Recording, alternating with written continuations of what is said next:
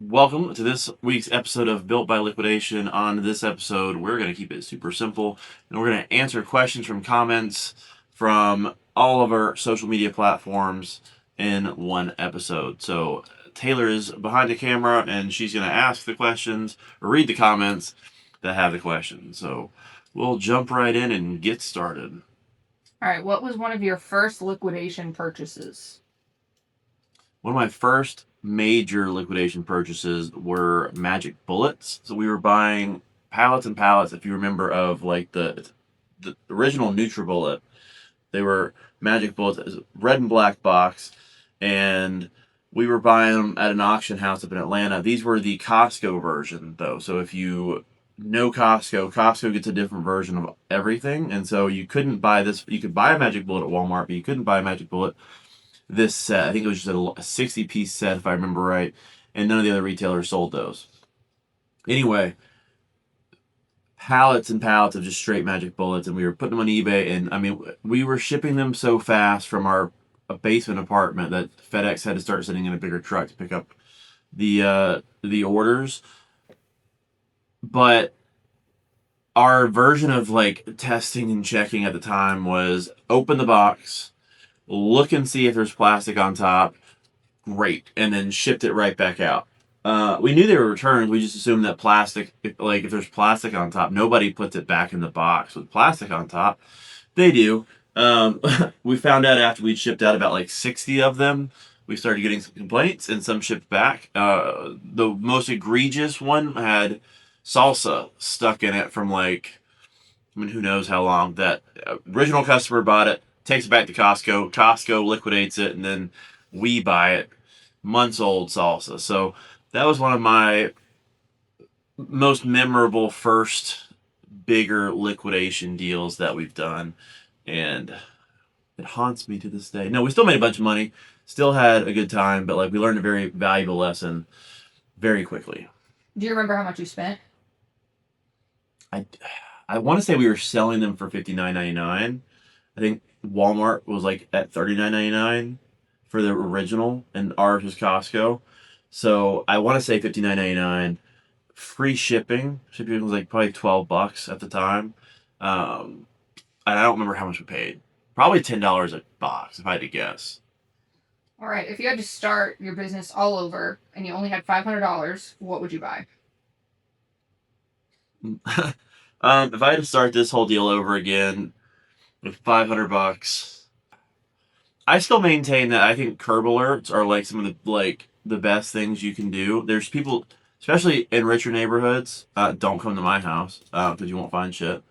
Um, they give away the best stuff. I remember, I mean, we used to do that. We used to go around, you pickup truck, buy a pickup truck for five. Go buy a shitty pickup truck. That's probably what you should buy with your $500 if you can find one for $500, and then just go around and find people's trash.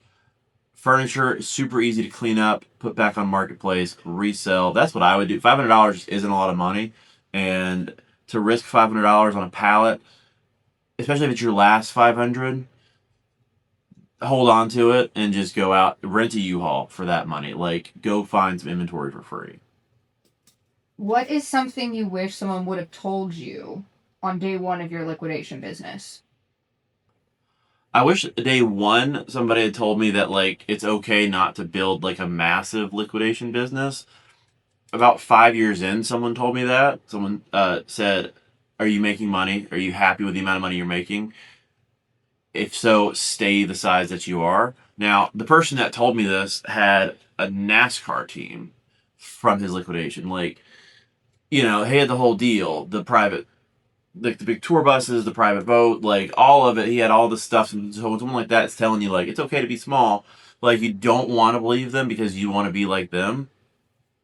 Um, but for me, liquidation, the older I get, it's a tool. It's not a business, and so it's still a business. I still have to operate like a business, but I don't want to build a big liquidation business. I don't want to have, you know, hundreds of thousands of square feet of product. I want to buy deals, sell deals, pull that cash, and I want to build a real estate business because I think that is something that's a bit more scalable and maintainable than liquidation. So if that would be my answer to that question is if you're content with the size you are, stay that size and just keep pulling the money out. You don't have to build this big thing because it's not feasible.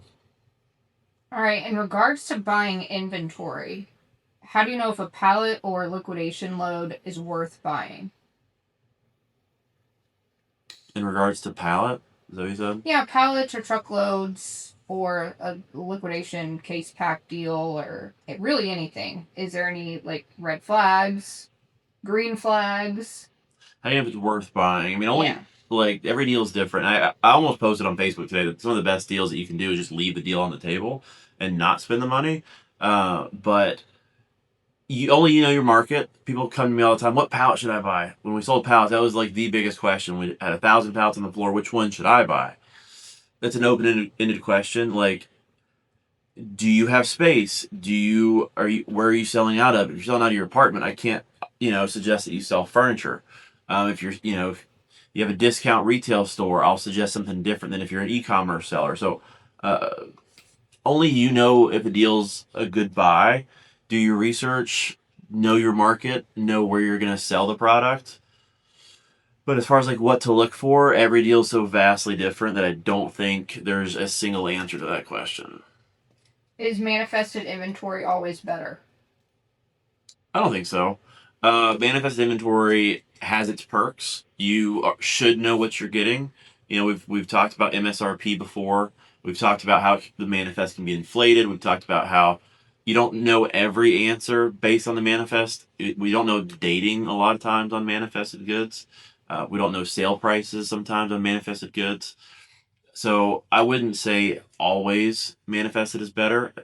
Bin stores, for example, I think unmanifested processed loads are way better for bin store owners than manifested truckloads. So it really depends. But I would say more often than not, manifested loads are safer depending on your model. All right. How do you make money on inventory nobody wants?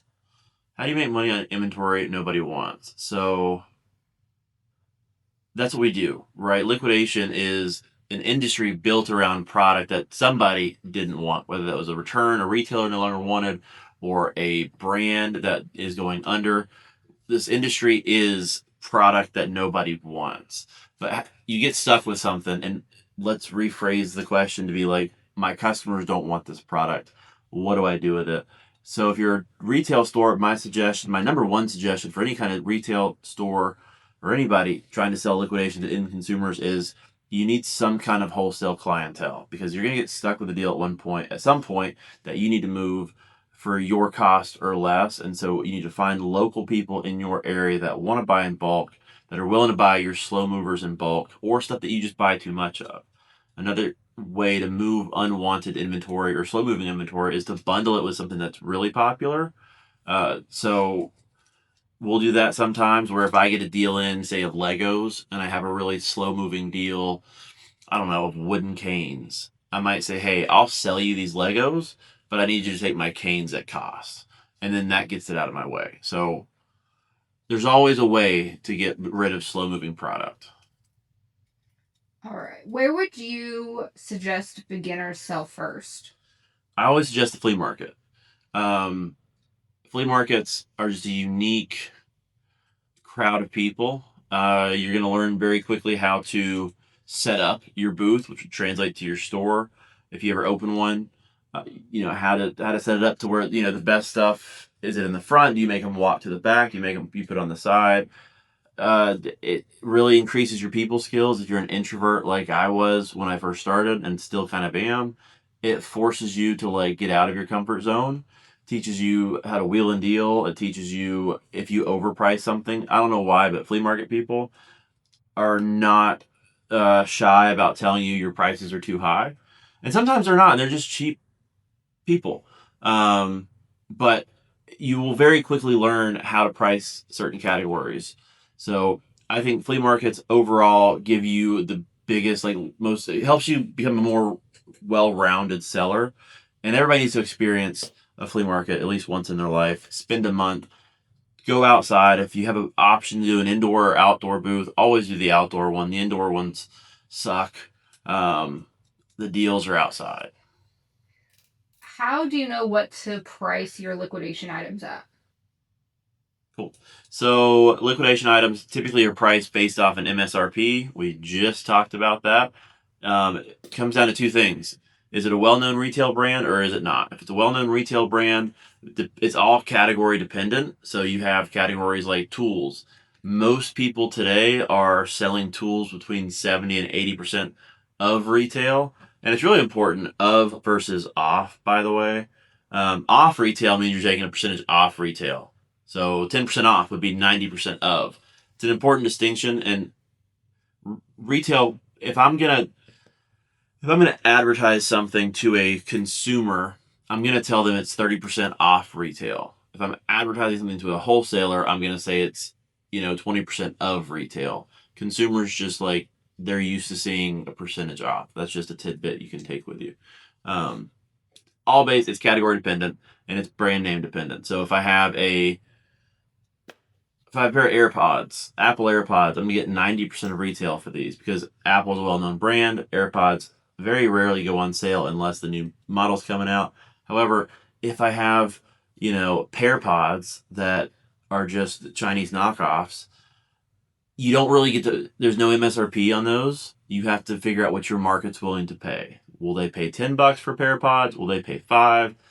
It's definitely area dependent. So, in our area, we get $10 for pair pods. That's in a discount store setting. At a flea market, you're probably getting 5. Go to New York, go to California, you probably get $20 per pair pod. So it's very dependent on your area and also category and brand or no brand. What do you think the easiest thing to flip is for beginners? The easiest thing to flip is what you know or enjoy doing. So when you first get started, don't try to go after a category you know nothing about. Go after something that you're already passionate about. Maybe you already have a hobby. Maybe golf's your hobby. Why don't you start selling golf stuff? You probably play golf with people. You're around people that play golf. Get into that niche. And then you can always branch out later. And also, if it doesn't work out and you bought a bunch of golf stuff and you play golf, it's not necessarily going to waste. That's all I have for you today. Wow. Well, that was super fun. If you have questions, please drop them in the comments below. And this will be a segment we try to do once a week or once every other week, as long as we have enough questions to answer.